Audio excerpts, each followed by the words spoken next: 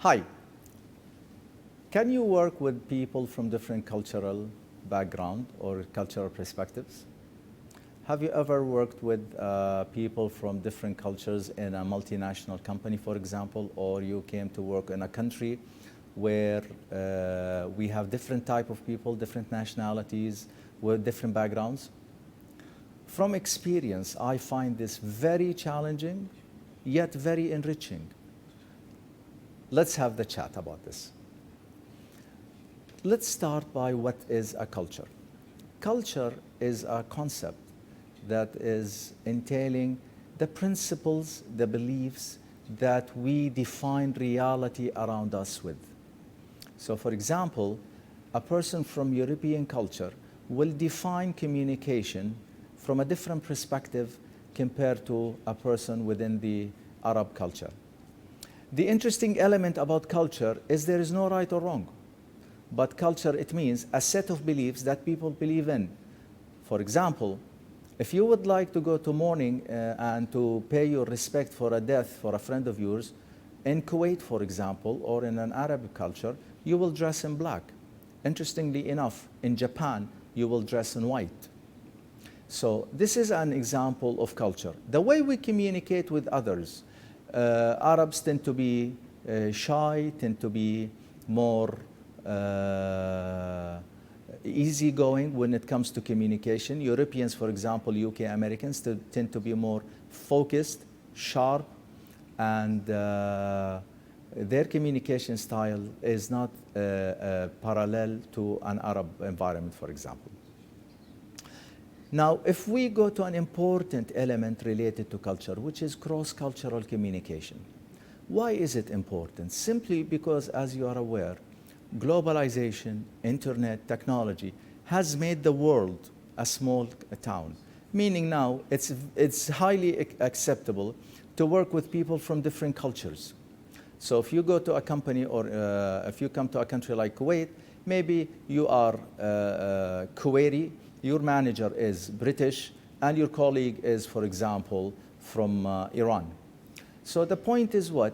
We need to communicate with different people. However, those people, they have their own way of communication. So let's take an example. Americans usually like bright colors. Arabs, for example, they like dark colors on average. Dealing with people also on cross-cultural communication defines their values and their perspective about life. Arabs tend to be shy and tend, when they communicate with others, they don't like to make anyone angry of them or sad of them. They tend to be emotional driven. However, Western environments, so let's say the UK or Americans, they tend to be more open to communication, present themselves as they believe in without any distortion or feeling shy. So now you can imagine if an Arab person is communicating with a Western person, what type of communication dilemma we will end up with. Interestingly enough, each one of them would think that why the other person is communicating with me in this way. And maybe they would say why they are disrespecting me. Allow me to correct this misconception. There is no any disrespect at all. We're talking here about a code of communication. When we communicate with others, we communicate based on our norms. However, there is something called acceptable norms and there is something called unacceptable norms. After the break, we'll discuss this in more detail. Stay tuned.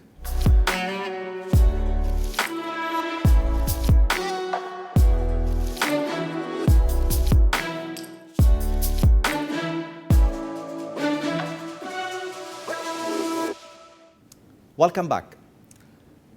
We've said before the break that there is no right or wrong when it comes to communicate with different people in different cultures. However, there are some guidelines we need to keep in mind when we deal with this issue. First, when you go or come or arrive to a new country where you need to exhibit different way of performance. So for example, if you are a British person coming to Kuwait, you will experience something called quote unquote, cultural shock. Cultural shock means you are within your comfort zone experiencing to do issues where you are now in a new culture where these issues are no more applicable to you. So you leave out of your comfort zone. You don't feel comfortable anymore. So what are we going to do about this? How can we feel more comfortable? In a simple, easy language. Doing this means, first of all, we need to accept the fact that people reflect themselves when they communicate. So, for example, for an Arab, for example, when they communicate, they don't like, for example, to point at others. Maybe different cultures, they consider this as acceptable. However, doing this in a different culture does not constitute necessarily that they are doing something wrong. I totally agree with the fact that people like to be neutral when they communicate. However, to what extent we can be neutral? Is it easy to be neutral? I assure you no. It is something that would require high practice and intense belief in ourselves in order to be neutral. So let me give you an example of how to be neutral. If you see a woman within an Arab context, you would treat this woman with all due respect. However, you would note that the contingency of the cultural context, which is, for example, in Kuwait, is not similar to the UK. So you need to be very careful and you need to be very diplomatic when you deal with a female. The way you present yourself, you need to ensure that there is no egocentric approach, because some cultures, they feel very sensitive to such thing of called egocentric.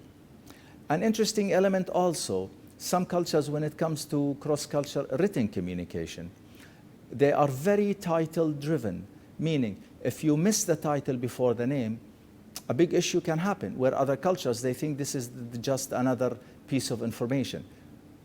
It's not a big deal about it. Also in communication, for example, some cultures, when they write, they tend to write in an easy and formal English. Other cultures, they just write in a very relaxed English. So the way is, there is no perfect way. However, we need to guide the guidelines. Some cultures like Kuwait, for example, cross-cultural communication is highly influenced by religion. In Western countries, may religion not necessarily play as much as an effect like Kuwait or any other Arab country. Bottom line is, there is no right or wrong. Just ensure that whenever you go to a new country or a new company or a new environment, just ensure that you know what's acceptable, what's not, how to acknowledge people, how to handle people. Because you may do something, you mean no harm with it at all. You end up insulting people very bad. I hope this was helpful. I thank you for your attention and have a great day.